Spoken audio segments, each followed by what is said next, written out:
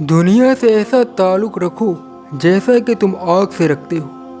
آگ سے اپنے آپ کو بچاتے بھی ہو اور فائدہ بھی حاصل کرتے ہو. غریبی مرد کو ننگا کرتی ہے اور پیسہ عورت کو.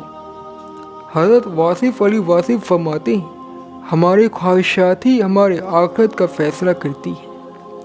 آپ برداشت کرو کیونکہ آپ کا مالک بھی آپ کو برداشت کر رہا ہے.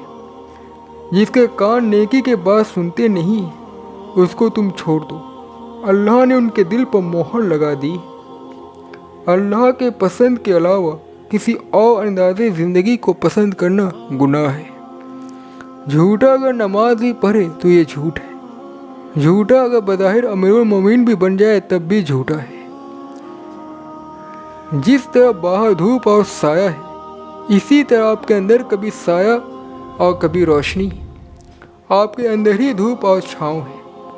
آپ کے اندر رات دن گزرتے ہیں. کبھی بیٹھے بیٹھے خیال روشن ہو جاتا ہے اور کبھی بیٹھے بیٹھے خیال تاریک ہو جاتا ہے. ہماری محبت ان سے ہونی چاہیے جن سے اللہ سے محبت ہے. بھیڑ میں تنہائی کو برقرار رکھنے والا شخص ہی ایک مضبوط زندگی کا مالک ہے. سب سے بھاری دن وہ ہے جب اعمال کے مطابق انصاف مل جائے اور سب سے آسان دن وہ ہے جب تمہیں ایسا انعام ملے جو تمہارا حق نہیں تھا. جن لوگوں کا مزاج نفرت ہو ان لوگوں کا محبوب کا راستہ نہیں ملا کرتا. جن لوگوں کا مزاج محبت ہے وہ خود ہی محبوب کھوج لے گا. وہ اللہ ہی ہے جس نے اس دنیا کی تمام چیزوں میں سوال چھپا رکھی ہیں اور وہی ہے جو ان کو حل کرنے کا علم ادا کرتا ہے. اگر تم نے انسان کے ساتھ وفا کی ہے تو اللہ کے ساتھ وفا کی ہے. لوگ آپ کو آپ کی خامیوں سے خریدتے ہیں سوچ سمجھ کر بیچتے ہیں. آپ اس انسان کو کبھی نہیں بدل سکتے جس کو اپنا برتاؤ غلط ہی نہیں لگتا ہو. تم وہ نہیں جو تم سمجھتے ہو, تم وہ ہو جو تم بار بار کرتے ہو. سچ بولنے کی ہمت رکھو چاہے تمہاری آواز کانپتی ہو. تمہیں بار بار گرانے والے حالات تمہیں بلندیوں کے قابل بنا رہے ہوتے ہیں. زندگی تمہاری ہنسی سے زیادہ خوبصورت نہیں ہو سکتی. ہمیشہ کوشش کرے کہ ظاہری بناوٹ اور دکھاوے کے بجائے نیت کے خلوص, ایمانداری, سادگی اور سچائی کا جوگہ پہنے.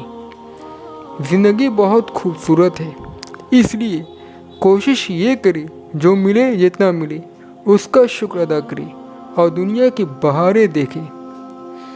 جس محفل میں صحیح کو غلط اور غلط کو صحیح کہنے والے زیادہ ہوں وہاں بہتر ہے اس محفل سے دوری اختیار کرے تاکہ آپ کی اور آپ کے دلوں کی حیثیت اور پہچان باقی رہے.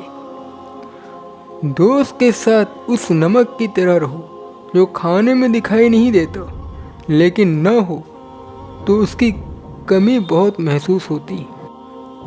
جھوٹی شان و شوکت سے بنائی ہوئی دولت, شہرت اور عزت سے لاکھ درجے بہتر ہے زمین سے لگ کر عاجزی کی چادر اوڑھے, باوقات باعزت زندگی گزاری جائے.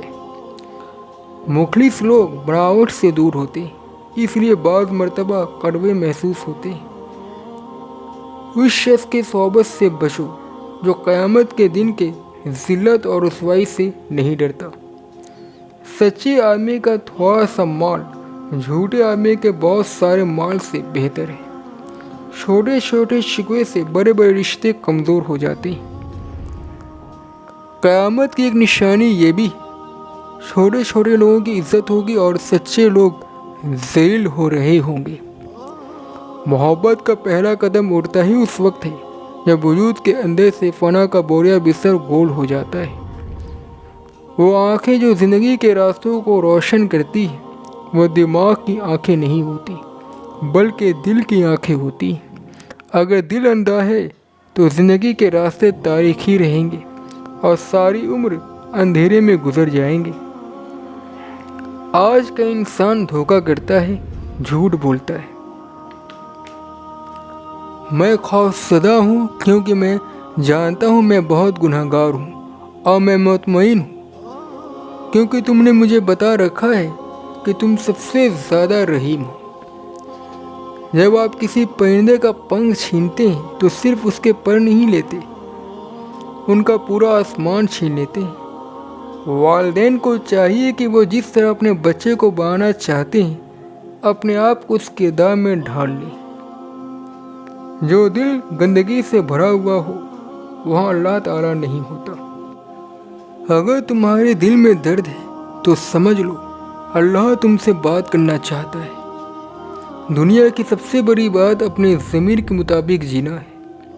سچ وہ زخم ہے جو علاج بھی ہے۔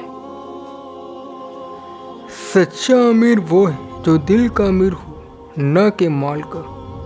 حضرت عمر رضی اللہ عنہ فرماتے ہیں لوگ ان کے ظاہر سے نہیں پرکھو، کیونکہ دل کا حال صرف اللہ جانتا ہے۔ اللہ کے وہی بندے کامیاب ہوتے ہیں جو دنیا میں رہتے ہوئے بھی آخرت کی فکر میں رہتے ہیں۔ اپنی منزل کو مت دیکھو، اپنے سفر کو خوبصورت بناؤ۔